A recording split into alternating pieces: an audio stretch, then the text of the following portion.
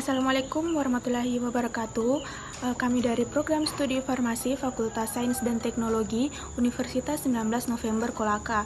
Di sini kami akan menjelaskan beberapa materi mengenai biologi sel dan molekuler.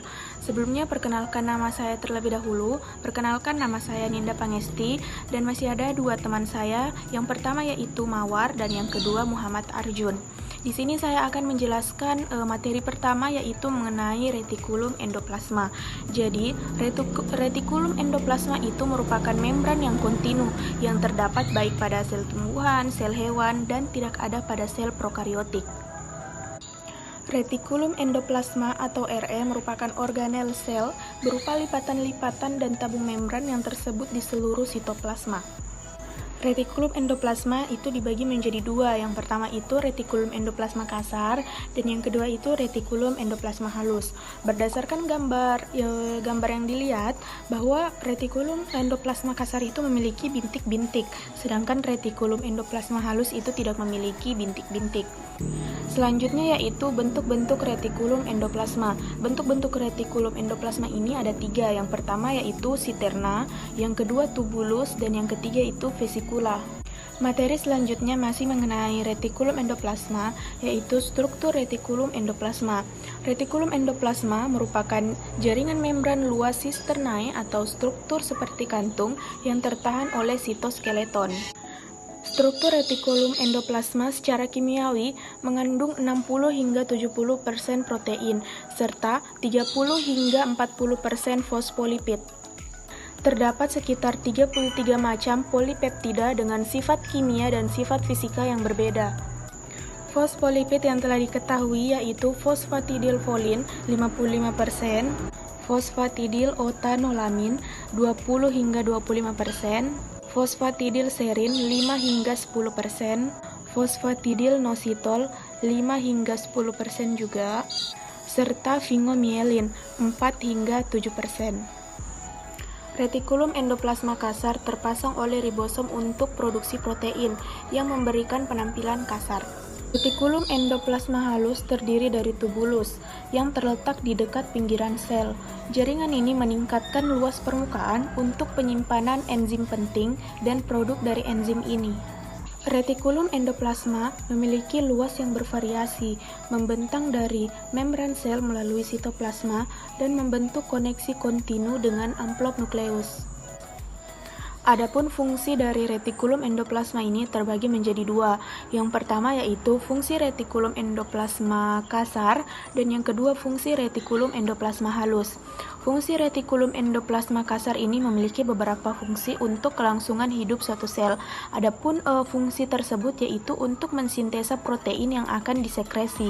Kemudian berfungsi juga untuk mensintesa glikogen atau polisakarida, untuk melakukan glikolisasi protein tertentu yang telah disintesa, serta berfungsi untuk sintesa lemak. Fungsi yang kedua yaitu fungsi retikulum endoplasma halus. Fungsi retikulum endoplasma halus ini sama seperti halnya fungsi retikulum endoplasma kasar. Beberapa fungsinya yaitu seperti mensintesa protein yang tidak lagi disekresi. Retikulum endoplasma halus juga memiliki fungsi untuk melakukan proses metabolisme glikogen, serta untuk menetralkan racun atau detoksifikasi obat. Baik, mungkin hanya itu materi dari saya. Materi selanjutnya akan dipaparkan oleh teman saya. Assalamualaikum warahmatullahi wabarakatuh. Perkenalkan, nama saya Mawar dengan NIM 202531127. Saya akan menjelaskan tentang materi ribosom pada sel prokariotik dan eukariotik. Ribosom ialah partikel, molekul, dan organel yang terdiri dari protein dan asam ribonukleat yang secara bersama-sama bekerja di dalam sintesis protein. Dengan kata lain, ribosom ialah tempat untuk sintesis protein. Adapun struktur ribosom pada sel prokariotik dan eukariotik, ada dua bagian struktur penting dalam ribosom, yaitu asam ribonukleat dan protein yang dihubungkan dengan laju sedimentasi tertentu dengan tingkat kepadatan yang beraneka macam antara satu sel dengan sel lain. Ribosom memiliki beberapa struktur, di mana setiap struktur memiliki peran dan bentuknya masing-masing. Berikut penjelasannya. 1. Subunit besar. Subunit besar merupakan subunit yang berisi sebuah tempat di mana ikatan baru yang akan dibuat untuk membuat protein. Hal ini disebut dengan 60S dalam sel eukariotik dan 50S dalam sel prokariotik. 2. Subunit kecil yang merupakan salah satu subunit yang sebenarnya tidak memiliki ukuran kecil, hanya lebih kecil jika dibandingkan dengan subunit besar. Subunit kecil berfungsi untuk mengalirkan atau menyampaikan informasi selama sintesis protein. Hal ini dikenal sebagai 40S dalam sel eukariotik dan 50S dalam sel prokariotik. Ribosom memiliki bentuk dan ukuran sebagai berikut. 1. Eukariota. Ribosom eukariota memiliki lokasi bebas pada sitoplasma dan terikat retikulum endoplasma, sedangkan ukuran panjang sekitar 32 x 22 nanometer dengan massa 4.220.000 Dalton. Ribosom eukariotik berukuran 80S dengan 40% kandungan RNA dan 60% kandungan proteinnya. 2. Prokariota. Ribosom prokariotik merupakan ukuran 70S dengan kandungan 6% RNA dan 40% protein. Organel sel ini berada bebas di bagian sitoplasma dengan ukuran subunit 50S dan 30S. Memiliki ukuran panjang 29 x 21 nanometer dengan massa 2.520.000 Dalton. Itulah tadi materi yang sempat saya bawakan. Wassalamualaikum warahmatullahi wabarakatuh. Assalamualaikum warahmatullahi wabarakatuh. Perkenalkan, nama saya Muhammad Ardin dengan NIM 20252101. Saya akan melanjutkan penjelasan materi dari kelompok saya, yaitu fungsi ribosom pada sel eukariotik dan prokariotik.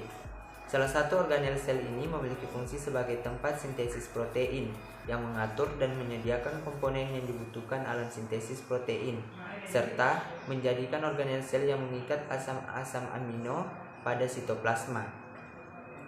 Adapun beberapa fungsi lain dari ribosom sebagai berikut. Yang pertama, proses sintesis protein. Pada sintesis protein ini terjadi, ribosom merupakan salah satu organel yang tidak memiliki membran, akan tetapi berperan penting dalam proses sintesis protein, yang mana ribosom berfungsi efektif dalam menerjemahkan mRNA yang akan berubah menjadi protein. Tidak hanya itu, ribosom juga dapat melakukan proses sintesis protein enzim secara bebas sehingga berfungsi sebagai katalisator dalam cairan sitosol. Selanjutnya, fungsi yang kedua yaitu fungsi translasi. Pada proses pembentukan protein, ribosom melakukan translasi. Hal ini untuk menerjemahkan urutan nukleotida yang terkandung dalam molekul mRNA dan merubahnya menjadi rangkaian asam. Dalam proses translasi mRNA yang terjadi, salinan urutan DNA menyusun gen dalam bentuk kerangka baca terbuka. mRNA juga memiliki informasi urutan asam amino. Selanjutnya, yang ketiga, proses transkripsi. Fungsi ribosom berikutnya ialah proses transkripsi. Salah satu dari beberapa rangkaian DNA akan mengalami proses transkripsi yang akan menghasilkan RNA. Proses ini masih termaksud dalam bagian ekspresi generik, sehingga proses ini merupakan penyalinan teks DNA dan diubah menjadi RNA. Saat proses ini terjadi, sebetulnya komponen yang mengalami perubahan hanya basa nitrogen timina pada DNA, kemudian digantikan dengan urasil RNA. Sekian dari kelompok saya. Kurang dan lebihnya mohon dimaafkan. Billahi taufiq wal hidayah. Wassalamualaikum warahmatullahi wabarakatuh.